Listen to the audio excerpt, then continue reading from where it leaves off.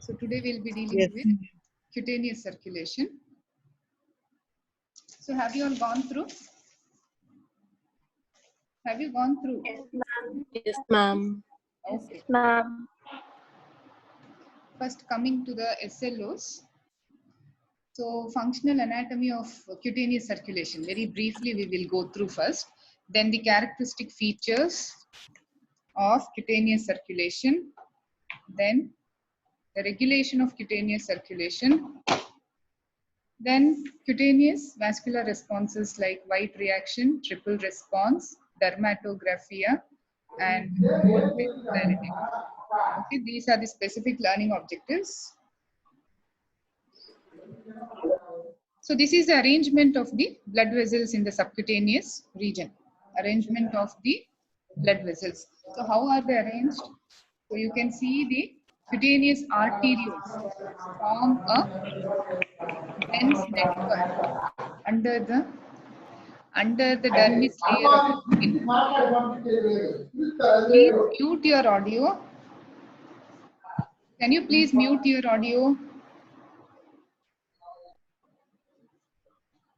Okay, we can see the cutaneous arterioles which form a dense network under the dermis layer. Okay, these arterioles further they divide into meta-arterioles. So are you able to hear? Yes, ma'am. Okay, Yes, ma'am. so meta-arterioles. So these are nothing but the high resistant conduits between the arterioles and the capillaries. So next they subdivide to form the capillary loops. Okay, so these capillary loops, they provide a large surface area for heat exchange. So that is the main function here, cutaneous circulation. What is the main function? Temperature? Yes, temperature regulation. So then we have the subpapillary venous plexus or the subcutaneous venous plexus. So this can hold large amount of blood and plays a very important role in maintenance of the body temperature. Okay, so this subcutaneous venous plexus or subpapillary venous plexus, this can hold large amount of blood which helps in maintenance of body temperature. Okay, is it clear? Yes, Ma'am. Okay. So now coming to the two main types of resistance vessels here. So one is the arterioles. So this you can see everywhere, the arterioles. The other one is the AV anastomosis. So this is one of the special features here in the skin. Okay, presence of AV anastomosis. So where are these AV anastomosis present? AV means what? Arteriovenous anastomosis. Arteriovenous anastomosis. Arterioles, venules. Is it like that? Venous. Yeah, arteriovenous anastomosis. So they are mainly found in the apical or the distal parts like hands, feet, nose, lips, and ear lobules. So how do they appear? They are short, straight, or sometimes even coiled, about 20 to 40 micrometer in diameter. So they have a muscular wall. So it acts as a shunt and bypasses this capillary loop. So this plays a very major role in control of body temperature. Okay, if you have any problem, if you can't hear, please let me know, okay? Okay? Yes, ma'am. Yeah, are you all sleeping or listening? Listening, ma'am. Listening. In which position? Sitting, sleeping, how?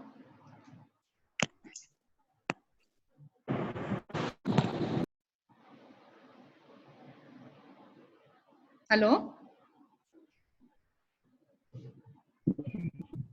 Okay. Sitting, ma'am. Sitting only, very good. So this AV anastomosis is exclusively under the sympathetic neural control. Okay, so they dilate maximally when this nerve supply is interrupted. So as we know, there is no parasympathetic nerve supply here. Yes, that is why they dilate maximally whenever the nerve supply is interrupted. That is sympathetic neural regulation is decreased. So they are not under any metabolic control.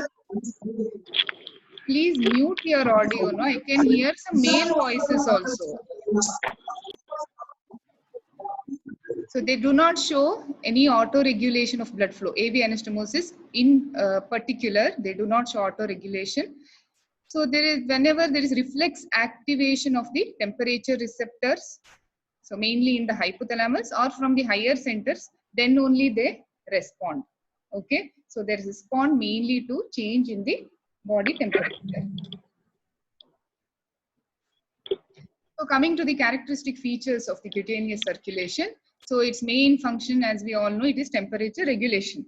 And this topic is already covered, temperature regulation. Do you remember? Yes, ma'am. Role of skin in temperature regulation has been covered. Okay. So next, the resting cutaneous blood flow. So when a person is in thermal equilibrium with the atmosphere, thermal equilibrium is around 27 degrees centigrade. So when the temperature is 27 degrees centigrade, person is in thermal equilibrium with the atmosphere, then the cutaneous blood flow is just 10 to 15 ml per minute per 100 gram tissue. So this less blood flow is okay for the skin. Why? Because its metabolic rate is less. Okay. So when there is exposure to cold, what is happening? It becomes 1/10 of this resting cutaneous blood flow. It becomes just 1 ml per minute per 100 gram tissue. Whereas during exposure to heat, what is happening? There is increase in the blood flow, 150 ml per minute per 100 gram tissue. Okay. Oxygen consumption is 0.3 ml per minute per 100 gram. So it's very less, don't you think so? Is it less or more?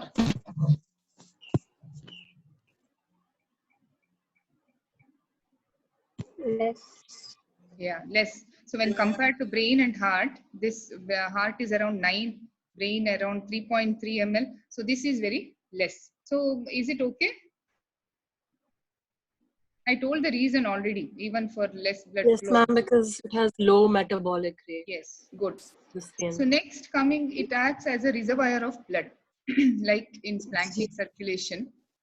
So whenever the body requires more blood, so that this blood flow to the skin is reduced and it is diverted to the central pool. And presence of this AV anastomosis. This is also one of the characteristic features. So coming to the regional variations, so already told. So under this heading, we have not told, that's all. Regional variation. So AV anastomosis is found in abundance where? In the apical areas or the distal areas, hands, feet, nose, ear lobules, lips. So in all these areas, you find AV anastomosis. So during heat stress, so whenever the body is exposed to heat, what happens? Blood flow to these areas will increase much more, about 75 ml than the rest of the areas. Okay.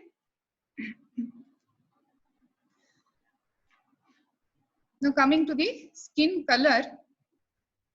So as we all know, skin color is determined by the pigment present in the skin and not by the cutaneous blood flow. But this can also affect and give some skin color tinge. Correct? So which are the factors which mainly affect the skin color? Amount of blood and degree of oxygenation. So we are based on amount of blood, we say the person is pale or pallor is there, or readiness. Readiness is redness. So these changes you can mainly make out in fair complexion individuals. So when there is little blood in the venous plexus, the skin appears pale. So whereas moderate to large quantities of blood, what happens to the color? It may vary from red to blue. So how it is, whether it is red or blue, that is decided based on the oxygenation, amount of oxygenation. Okay. This will not tell you about the rate of blood flow. When a person is exposed to cold, you can see reddy cheeks. That is not because there is increased faster rate of blood flow. The blood flow rate is very low, but oxygen uptake is less. That is why it is giving a reddish color to the skin. Okay, this will not tell you, just because the skin is red doesn't tell you that the blood flow is more in that area. Coming to the regulation. regulation of cutaneous circulation. So as we have already discussed, the regulation is mainly neural regulation, not much of metabolic regulation here. Okay, neural regulation, because its main function is to help in temperature regulation. So first, coming to the nerve supply to cutaneous vessels. So sympathetic vasoconstrictor nerves. So they are richly supplied by the sympathetic vasoconstrictor nerves. They have a tonic discharge which is more marked on the AV anastomosis. So there is no parasympathetic vasodilator nerves. Then how do you think there is vasodilatation in the vessels? Decreases sympathetic activity. Yes. So immediate response. Local production of bradykinin. Yes, yes, yes. Very good. You have already read? Yes, ma'am. Histamine. Yes, very good. Very Bradykinin one and chocolate. histamine. Who, Gauri? Is it Gauri? No, ma'am. Who is this? Who is this? Jyotirmay, ma'am. Huh? Jyotirmay, ma'am. Jyotirmay will get one Jyotirmay. chocolate. Okay. Yes. So vasodilatation is brought by reduction in the sympathetic vasoconstrictor effect. Then also, as you told, by local production of the bradykinin. So how is this bradykinin produced? சமோசாக்கு நம்ம அந்த சட்னி சாப்பிடுவோம் அந்த smell வருது. Yes, secretory activity of the sweat glands. Stimulation of sweat glands by sympathetic cholinergic. So sweat glands have got this sympathetic cholinergic fibers. Usually sympathetic, is it cholinergic fibers in the sympathetic system? What is it usually? Adrenergic fibers. Adrenergic fibers. So here this is one special feature for the sweat glands. There is sympathetic cholinergic fibers which causes dilatation of the resistance vessel. Also, when the secretory activity of the sweat glands is increased, there is an enzyme present here in the sweat which will lyse a protein in the tissue fluid, that is scalidin. This will produce bradykinin. So this is a very good vasodilator. So this brings about vasodilatation, that is decreased sympathetic discharge and production of the bradykinin. So is it clear how vasoconstriction, vasodilatation is brought about? Vasoconstriction by increased sympathetic discharge, vasodilatation by decreased sympathetic discharge and bradykinin.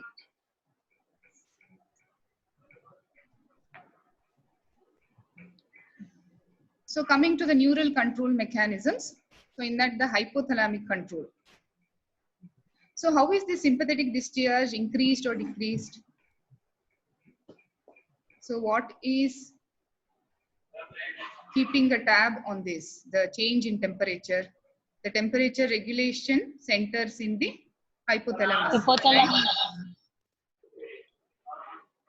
I am telling you again and again, please mute your audio, no, where the male voices are heard. Okay, temperature regulation center is present mainly in the anterior hypothalamus. So whenever there is a change in temperature, this is detected by the hypothalamus and there is either increase or decrease in the sympathetic discharge. Okay, so under resting conditions, the tonic sympathetic discharge keeps the AV anastomosis closed. During exposure to heat, what is happening?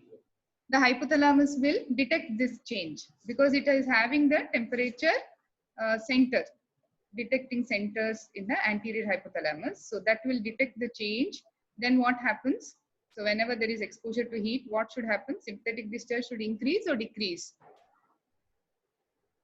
Decrease. Yeah, sympathetic discharge is decreased. So the chronology of events is the first there is dilatation in the AV anastomosis, then other areas of the skin. Then finally there is release of bradykinin because of stimulation of the sweat glands, release of sweat.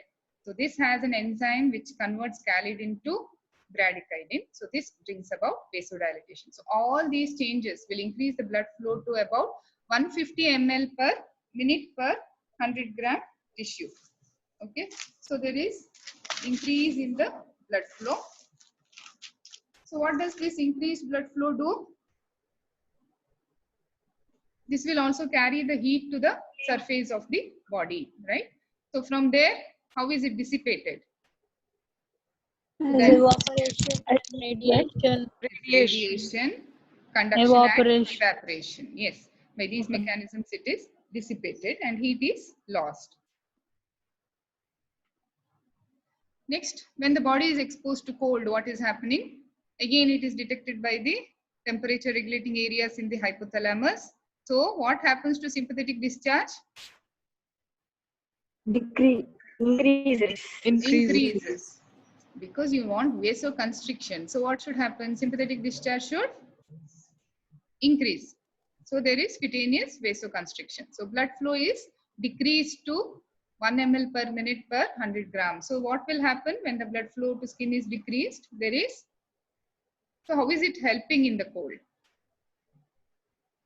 Heat conservation. Yes. So body doesn't want to lose heat when you are exposed to cold. So heat is conserved. Next regulation is by baroreceptor mediated reflexes.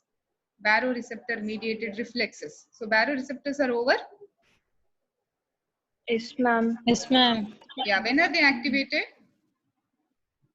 There is increased in blood pressure.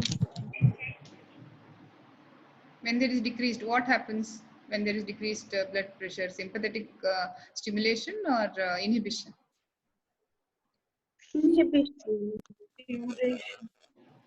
Hmm?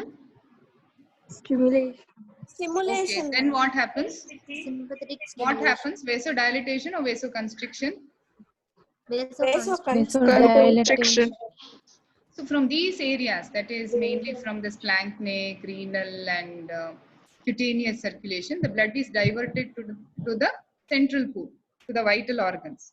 So blood flow to these areas is decreased, like cutaneous circulation is decreased. But in exercise, is it like that? In exercise? No, ma'am.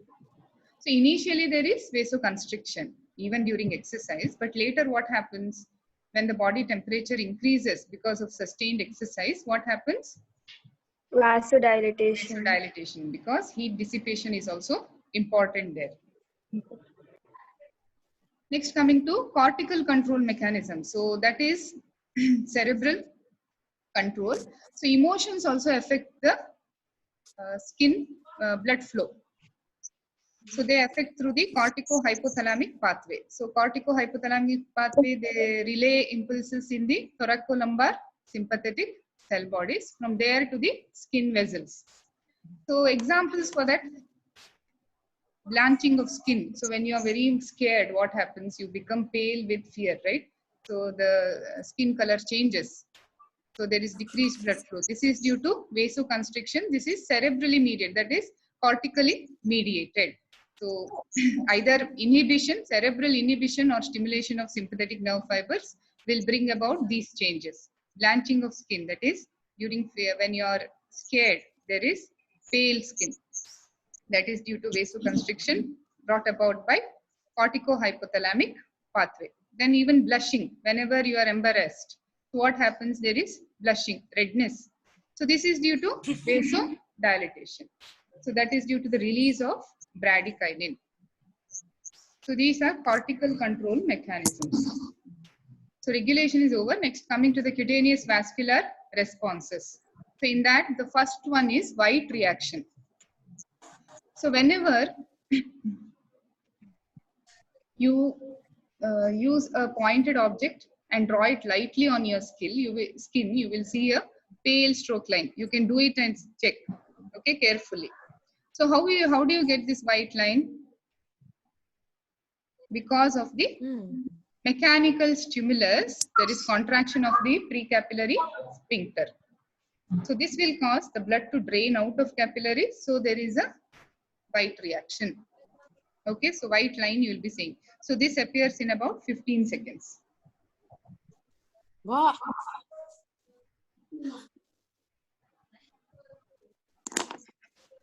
Next, coming to triple response. This is very, very important from exam point of view, triple response. Okay, three-part response. So this was first described by Sir Thomas Lewis in 1924. Okay, triple response or three-part response. This is very, very important. Please concentrate. Try to concentrate. So this is seen when skin is stroked more firmly with the pointed instrument. So white reaction also you see when it is stroked, but here it should be stroked more firmly and with the pointed instrument. So what are these three parts of this response? Red reaction, flare, and wheel. Okay, red reaction, flare, and wheel. So what is this red reaction? So red line, appearance of red line at the site of injury. This occurs within 10 seconds. This is due to dilatation of the precapillary sphincters.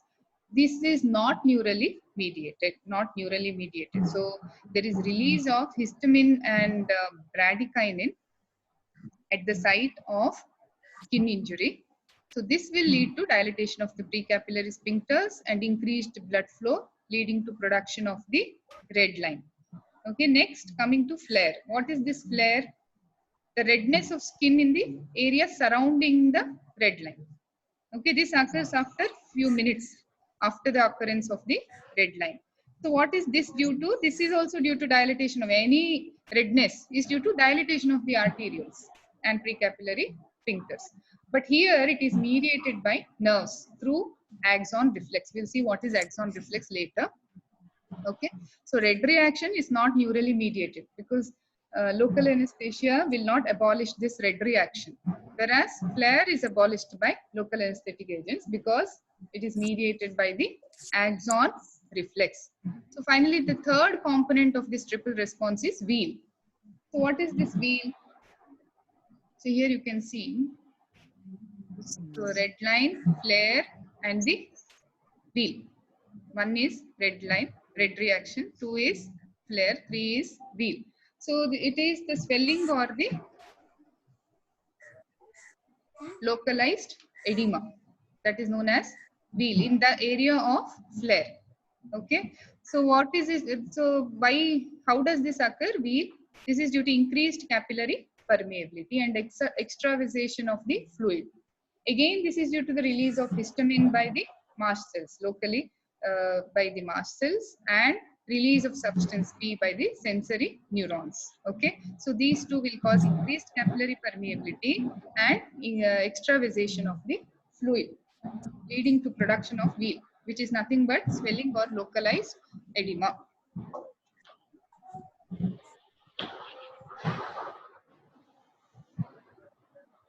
So is it clear?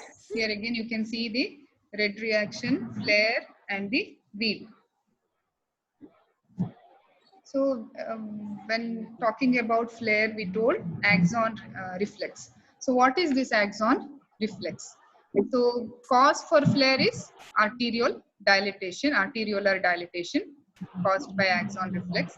So here in axon reflex, you can see there is antidromic conduction. So we normally see orthodromic conduction of nerve impulses, right? Hello? All of you are there? Ma'am.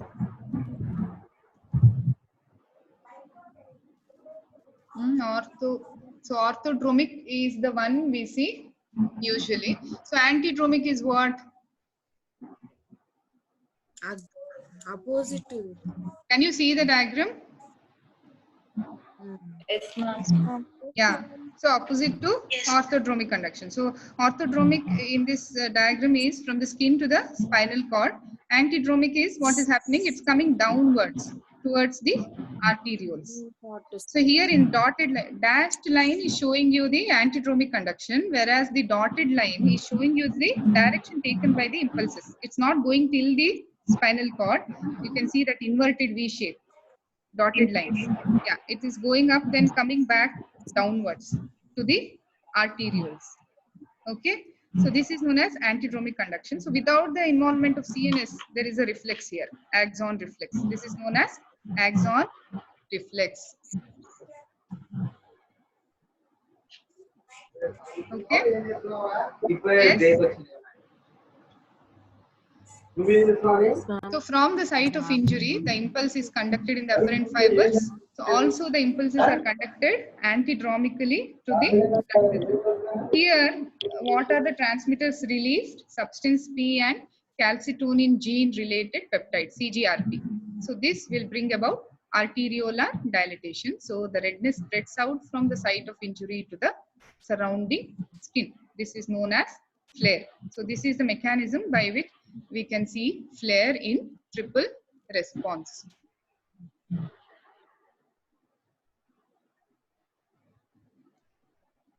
So is it clear, axon reflex and flare?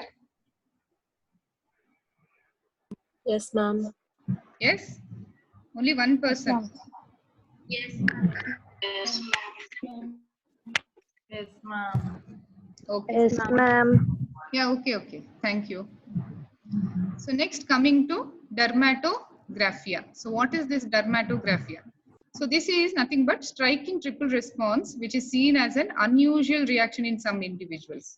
So here, even if you stroke a line with a blunt object very mildly on skin, then also you see a triple response, very conspicuous response on the skin. This is a hypersensitivity of the skin. So this is due to excessive release.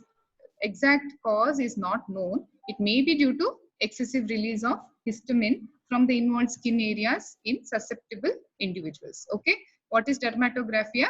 The striking triple response as an unusual reaction. Why it is unusual reaction? Even with the mild, when you draw an object mildly on the skin, then also you see a triple response. For proper triple response, what type of stimulus you should give?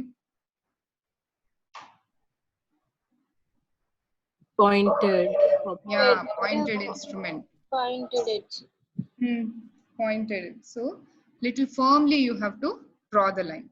So here, even without that, there is a triple response. That is dermatographia. Next, coming to reactive hyperemia. So this has been taught already. Reactive hyperemia. No, ma'am. No? Okay. So this is nothing but increased blood flow to an area when blood supply to that area is re-established. Okay, when blood supply to the area is re-established following a brief period of occlusion. So this occurs in visceral organs also, but we can see it in the skin because we can't see the organs inside. So we can see this reaction very well in the skin, though it occurs everywhere. Okay. So when suppose you tie a band, okay, in the arm. So what is the example for this? When do you tie? Okay, BP is not over for you. So when you are measuring BP, you tie the cuff. Measurement. Yes, BP measurement. So then what happens? There is occlusion of the vessels distal to that area. So what will that lead to? Occlusion of the vessels? Hypoxia. Ischemia. Yeah, yes, that will lead to hypoxia. So this hypoxia will cause vasoconstriction or dilatation? Vasodilatation. Dilatation. So after some time, when you remove the occlusion, what happens? The blood will flow through these dilated vessels. So when the blood flows through the dilated vessels, what is happening? You will see it as very red. The skin appears very much red because blood is flowing through these dilated vessels. This dilatation is due to hypoxia caused by occlusion of the blood flow. Okay, is it clear? Yes. Yes, ma'am. Yes, ma'am. So last part, this is cold vasodilatation. So usually we have seen that when exposed to cold, there is widespread cutaneous vasoconstriction by hypothalamic mechanism. There is increased sympathetic discharge, which is causing vasoconstriction. So this may also lead to tissue injury, especially when the temperature falls below 10 degrees centigrade. Okay, so what will happen when there is tissue injury? There will be release of histamine. This histamine will excite the sensory nerve terminals and through axon reflex will cause vasodilatation, especially in the AV anastomosis. So this is responsible for the reddish cheeks on a cold day. So you can see this in fair complexioned individuals. So all these color changes you will be able to appreciate in fair complexioned individuals. Okay, so this is the reason why the cheeks appear red. That doesn't mean that there is increased rate of blood flow. Blood flow rate, as I told you earlier only, the rate of blood flow is decreased, but it appears reddish because of decreased oxygen uptake by cold skin. So why there is vasodilatation here? Because tissue is causing the release of histamine, and through axon reflex it's causing vasodilatation. Okay, so this is about cold vasodilatation. Now coming to the summary. So actually you are supposed to tell summary, but if you tell, there is no time, so I will be telling. Okay, so characteristic features is main function is regulation of temperature. So that is the main function of cutaneous circulation. Then the presence of AV anastomosis in the apical areas and the features of AV anastomosis. Then resting cutaneous blood flow is low because its metabolic rate is less. So these are, and the regulation is mainly neural regulation. So sympathetic fibers supply the blood vessels which bring about vasoconstriction. Increased sympathetic discharge causes vasoconstriction, whereas vasodilatation is caused by decreased sympathetic discharge as well as by bradykinin. Production of bradykinin. Yes. So hypothalamic control, then the baroreceptor mediated reflexes, then the cortical control. All the three we have learned. Next, coming to the vascular responses. So what are the vascular responses we learned? White reaction, then most important one, triple response. So what are the three parts of triple response? Reaction, flare and wheel. Flare and Wheel. wheel. So these are the three, and how it is caused, all that you have to learn properly and write it well. Then what was the next one? Dermatographia. Then what did we learn next? Reactive Hyperemia. hyperemia. And finally, cold Vasodilation. Vasodilation. Okay, any doubts? No, Any ma'am. doubts? No, ma'am. No? Okay. Was I audible? Yes, ma'am. Yes, ma'am. Yes, ma'am. So the session is over now. When is the next session? 11 o'clock. Okay. Okay then. Bye. Bye. Bye, ma'am.